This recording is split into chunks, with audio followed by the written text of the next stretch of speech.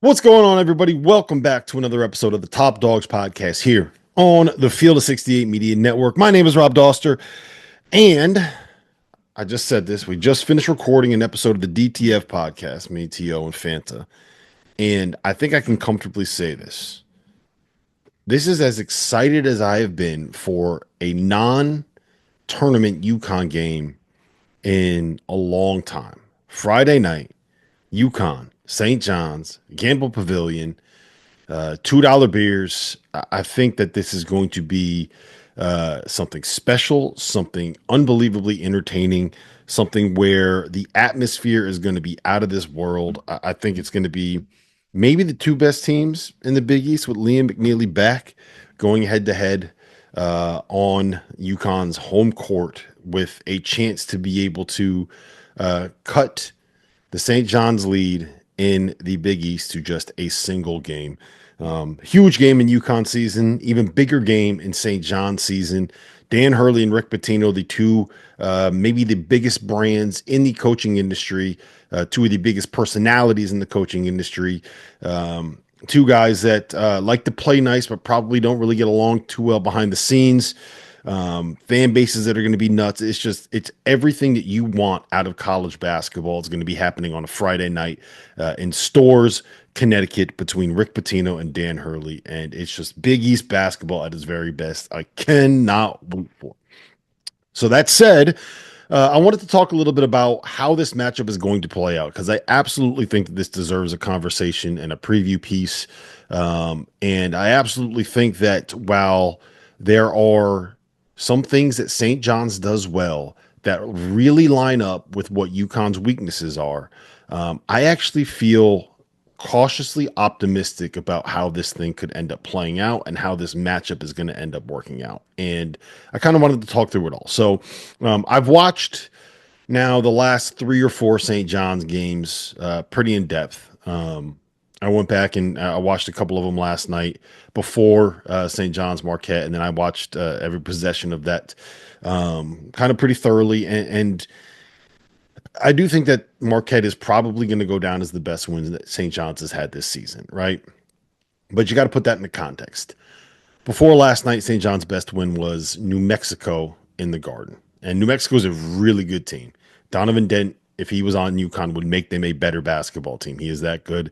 He is an All-American caliber point guard. Marquette, since January 1st, according to Torvik, has been outside the top 50 in adjusted efficiency. They're behind Santa Clara. They're behind Arizona State. They're behind Yale. They're behind UC San Diego. So Marquette is not really playing good basketball right now. And that is what is going to go down as St. John's best win of the college basketball season to date. I am not saying that I don't think St. John's is good. I think St. John's is legit. I think they are very legit. I think they have a profile that is similar to what Patino's 2012 Louisville team was. For the people that remember, that was the team that won the Big East tournament. They made the Final Four. Russ Smith and Peyton Siva in the backcourt. The concept of what they are doing is similar. They are forcing a ton of turnovers. They are getting a ton of offensive rebounds. They are not really a great or super efficient offensive team. And they are, I like to say, they are more of a quantity over quality kind of team when it comes to the shots that they are getting. They are going to try to maximize the number of possessions that they get because they are going to have a low points per shot kind of a deal. They turn the ball over, they get offensive rebounds, all that kind of stuff. The difference between this group and the 2012 Louisville team is the size, man. Like St. John's is so big and so strong and so athletic at all of the positions where you want to be big and strong and athletic, right?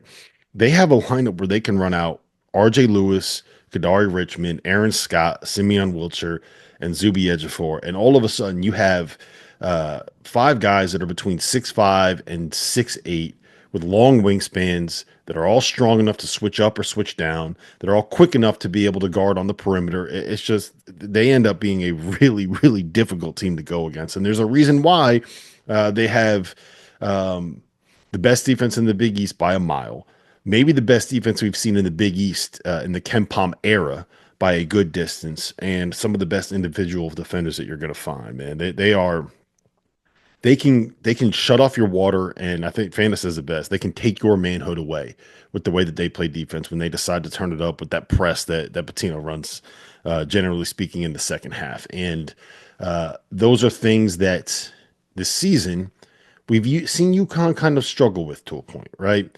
As an aside, like thinking about that size, I'm really worried about. I think defense aside, and talking about like how you're going to adjust to what St. John's does, that's the single biggest worry that anyone's going to have because of the way that they defend. Um, I'm worried about, and I think the biggest question mark that I have with this matchup is who's going to guard Kadari Richmond, who has looked like one of the best players in the sport the last 2 weeks, and who has in the past absolutely torched UConn, and who is going to guard RJ Lewis, who has been an All American caliber player, who is arguably the Big East Player of the Year as of today, and who is 6 foot, and both of them are 6'6", 6'7", and 220-ish pounds. Are you going to put Liam McNeely coming off his ankle injury on RJ Lewis right off the bat? Like, hey, welcome back to college basketball. You got to guard the guy that's been the best player in the conference. Is that a Caravan matchup right there? If it ends up being a Caravan matchup, is Rick Pitino going to go to RJ 35 times in the second half? In theory, I like Hassan Diarra on Kadari Richmond, but the problem is his strength is getting to the spot that he wants to get to and elevating over somebody and making a little 12 to 14-foot jumper, right? Like that's what he does better than anybody else in college basketball. It might not be the most efficient thing, but it's good enough to help them win games. And Haas is 6 foot, 6'1", and Dari's 6'6". That is not a good matchup. I don't like solo ball on Kadari all that much for the same reasons because of the size. I feel like he shoots 95%. Every time that there is a shot where I'm like, that's a big shot, big possession for St. John's. It's a big shot. The ball goes to Kadari. He gets to like the third notch on the foul line and elevates and knocks down a jumper over somebody. That's just what he does. He's like 95% of those possessions. And I think that he can get that whenever he wants against Haas or Solo. If I was making these decisions, I would probably have Liam on Kadari Richmond because of the size advantage and because of the fact that you don't really have to worry about Kadari shooting from the perimeter as much. I would have Caravan on RJ Lewis and just hope that Caravan has one of the nights where he, is a plus defender. You had a week off to kind of get that ankle back to being 100%. I would put Haas on Devin Smith or Simeon Wilcher, whoever kind of ends up being in that role. And I would let Solo Ball be the guy to try to chase Aaron Scott off of the three-point line, even if you have a little bit of a size disadvantage there. I also would not be surprised if that we saw more lineups where Haas was out and Liam kind of played the point guard role, because you can get either Jaden Ross or Jalen Stewart in there, and it kind of negates the size advantage that St. John's has. But to me, that's the single biggest question mark that I have, and the first thing that I'm going to be looking for when this game tips off is how that matchup plays out and who UConn has guarding who. This also might be a game where he tries zone.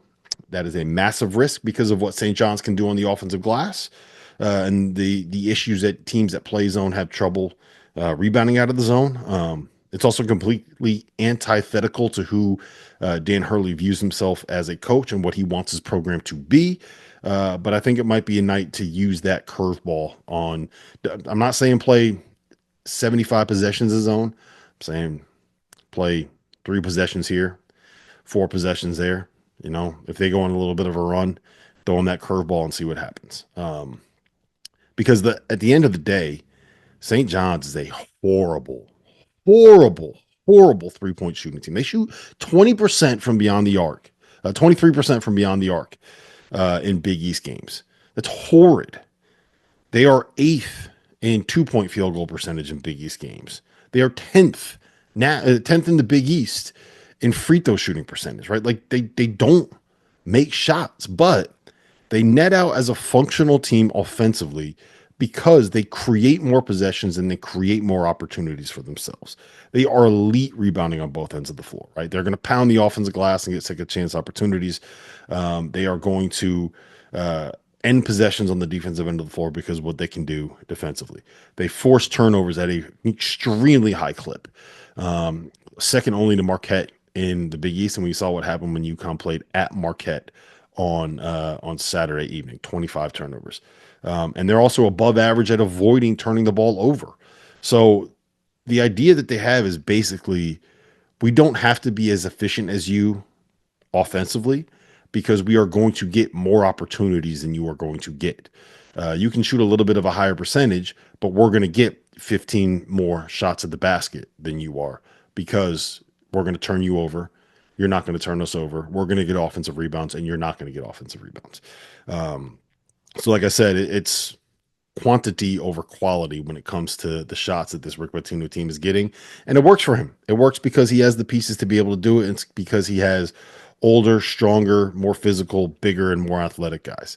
And those things, generally speaking, can kind of exploit some of the weaknesses that we've seen of this UConn team so far, right? They put pressure on the rim and they can draw fouls. The issue that UConn has had defensively is uh, avoiding giving up straight line drives and avoiding foul trouble, especially with their big guys, right? They pound the offensive glass. And especially when Samson Johnson is in there, UConn has had some issues ending possessions and getting the ball back. They are tough and they are aggressive defensively and they try to force turnovers. And in second halves of games, they guard you 94 feet and they just make life a living hell for opposing guards. And it's not all that dissimilar from what Marquette did last game. And UConn turned the ball over 25 times against smaller athletes and against guys that are lesser athletes. I think it's fair to say that that CV Mitchell is probably the best on-ball defender, but RJ Lewis isn't all that far behind, and he's 6'7" instead of 6'2". Kadari Richmond isn't all that far behind, and he's 6'6" instead of 6'2". That's the difference. And with all due respect to Shaka Smart, you're also looking at a Hall of Fame, potentially greatest coach of all time in Rick Pitino, as opposed to just a really, really, I say just, but as opposed to a really, really good coach in the Big East in Shaka Smart. UConn against Marquette had 25 turnovers, and they probably lose that game if it's not for an out of body experience from Solo Ball. It's just frankly what it is. So that has that in theory you would think that I would be worried about that, but you're not necessarily wrong. But I think that there's a couple of things that we need to note here. One, Saturday was the single toughest UConn team that we've seen in this iteration of the Huskies, right? They weren't perfect defensively, but they were tougher. They got to their spots. They didn't give up straight line drives. They were, there was less quit in them is probably the way that I would phrase it. They fought through some injury stuff. Hassan was an absolute warrior. And now they're coming home and they're going to be playing in Gamble. They're going to be playing in front of a home crowd, and they're going to get the boost of getting their best player back on the floor. My gut says this probably needs to be a Terrace game more than a Samson Johnson game because Terrace is 250 pounds and because of what he could do on the defensive glass and because just this is going to be a game that's won with physicality and strength, and that's where Terrace is has an advantage over Samson Johnson. But Sampson's been playing the best basketball of his career over the last month. I would argue he probably played the best game of his UConn career. Someone correct me if I'm wrong, but I think it was the best game of his UConn career on Saturday evening.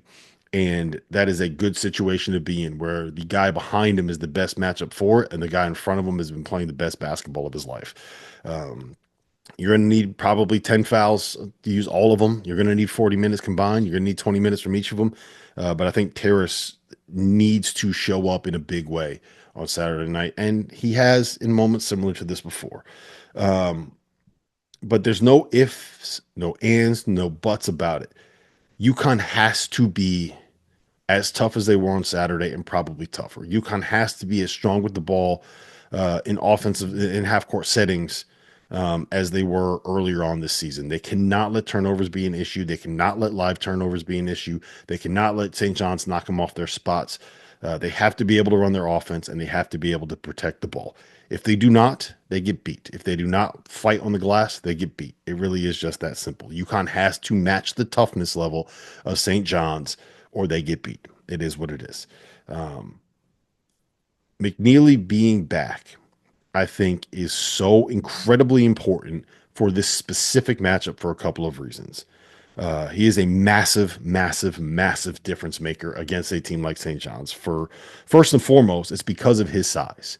You're getting back a guy that is 6'7", 215, that against going up against a team that has a whole bunch of 6'7", 215-pound guys.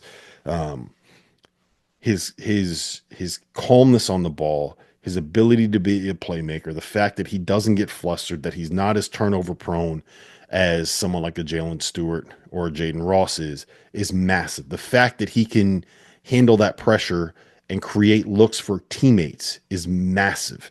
It just changes everything about them offensively when you have someone that can take that pressure off of Haas. And Haas is never going to face more pressure than he's going to face against this St. John's team in this specific kind of a matchup. Um, Liam is also the second best defensive rebounder on UConn's roster. And half of the battle is going to be, you can force a bad shot, but sometimes St. John's best offense is throwing up a bad shot and going and getting the miss. Having Liam there to be able to help clean the glass and help be able to end those possessions is really, really big as well. And that's to say nothing of the fact that Solo Ball has apparently turned into a double-double machine. He's had 2 games against similar kinds and similar style of opponents where he's had double-digit defensive rebounds at Xavier and at Marquette. Going to need that from Solo again on Friday night to be able to have a chance to win that game. So more guys that can end possessions, more guys that have size is all going to be a good thing. And the other key with Liam, and I think this is the most important part. This is why I think I'm feeling more confident than you would expect. Is that St. John's, what they do defensively, they don't really blow up offense the way that other teams do. They don't really switch as much. They do some. But from what I've seen, it's not really like the off the ball screening that they'll switch. It's not really the top locking that they'll do. It's a lot of more, it's more of like a straight up man to man. They'll switch some ball screen stuff, which is fine. You can play through that if you're a UConn. It's the off ball, it's the switching off ball stuff. It's the switching, and the physicality and like the kind of getting in the way when UConn's trying to run their sets. That's not really what St. John's has done. But the one thing that I would say is that, Rick Pitino is the kind of guy that knows he will change what they do depending on the matchup, and he's going to be able to figure out what Dan Hurley does and that how that ends up being an advantageous matchup for him if they did that. So they go over screens, they switch some DHO stuff, but you can get past it. Like they will give up paint touches, they'll overhelp. There will be opportunities for kick out threes. The weakest spot of their defense. Well, so one of the things that Synergy does is it tells you like different play types. It tells you how many points per possession you give up on those specific play types, and then it ranks you compared to the rest of the country in terms of what those points per possession are in those play types. And St. John's is the worst compared to the rest of the country in spot up opportunities. They give up a lot of spot up jumpers. They allow teams to make spot up jumpers against them, and that is something where UConn's ability to get paint touches with their offense and ability to kind of run sets that will create open threes for themselves. That's where you can win that game. And if Solo Ball's knocking down shots, if Liam McNeely's knocking down shots, if Caravan's knocking down shots, if they can get that going early and get that Gamble crowd behind them, that's the kind of thing that can carry them and buoy them here. I'm a little bit worried about St. John's switching the ball screens and switching DHOs. But I do think that the biggest thing, again, I'll say it again, if they're strong with the ball, if you're kind of strong with the ball offensively, and they are able to run their sets, then there's so much pre-movement for before you get into those actions, those DHO actions, those ball screen actions, that I think that you'll be able to have some success running those. But again, the most important thing is being able to actually run the elaborate sets that you do offensively. And I think that UConn will be able to make some of that happen because, frankly, what St. John's, they have enough experience against teams now that are going to try to get physical with them, get top lock them, and keep them from kind of running that offense that they'll be able to know what to do. So I feel good about what UConn will be able to do offensively. I feel really good about the fact that Liam is back. I feel even better about the impact that will have on UConn, not just offensively, but on the defensive end of the floor. And frankly, I don't think UConn needs to win this game defensively. They need to win this game on the boards, and they need to win this game by preventing turnovers, and they got to win this game by being able to execute offensively. The defense will, if they are tough and they are physical and they are strong, the defense will be able to win itself, right? The defense will take care of itself because St. John's is not a very good offensive team. If you can execute, if you can get your good looks and those good looks go down, which is what UConn does better than anybody else in the country, especially when they have Liam McNeely available, then you will have a very real chance to win this game. And remember, this will be an 8 o'clock tip on a Friday night. It is at Gamble Pavilion. There are $2 Miller Lights being sold in Gamble Pavilion. And on Tuesday, the St. John's crowd, after beating Marquette, started chanting, "We want UConn." And I know that the coaching staff saw that. I know that that is something that is going to be played over and over and over again and told over and over and over again to all of the players on this UConn roster. We saw the level of intensity and the level of toughness that they played with on Saturday night at Marquette. I think that they will do the same thing on Friday night against St. John's. I think that they will have even more of a boost playing in front of that crowd in Gamble. And I think that this is about as good as I've felt about UConn, big picture and long term this season, as I have basically all year long, probably since before Maui. And with Liam back and with what we saw on Saturday night, I'm feeling very cautiously optimistic about how this thing is going to play out. And if UConn can do what I just said, clean up the defensive glass, execute offensively, and avoid those live ball turnovers, they'll win this basketball game. And that's where I'm at with it right now. I could not be more excited. I wish I was going to be in Gamble. And for everyone that will be up there, hammer those $2 beers. Make sure you get loud and buoy on our boys. I cannot wait to see it. Roll skis. If you haven't heard by now, we have partnered with Betmgm Sportsbook. We're going to be using Betmgm lines to make all of our picks, and we'll have special offers for the listeners and the viewers of the Field of 68 throughout the year. If you haven't signed up for Betmgm yet, you can use bonus code FIELD, and you will get up to a $1,500 first bet offer on your first wager with BetMGM. The best part, all you need to do is deposit and bet $10 of your own hard-earned money to be eligible. Here's how you make it work. Download the BetMGM app and sign up using that bonus code FIELD. Deposit at least $10 and place your first wager on any game, and you will receive up to $1,500 in bonus bets if your bet loses. Just make sure that you use that bonus code FIELD when you sign up. BetMGM is going to have some fun offers available throughout the NBA playoffs. Bet insurance tokens, odds boost, and what I love, a nice parlay boost or two from time to time, as well as a ridiculous array of player prop bets for any sport that you could possibly imagine betting on. BetMGM is and always will be the king of the prop bet. So go download the BetMGM app, use the bonus code FIELD, and sign up today. And while I've got you, a quick request. The best way to support the Field of 68 content that you get for free is to engage with us. Rate and review the podcast. Like and share the YouTube videos. Tell your friends about us. It all helps in a world where the algorithm is king.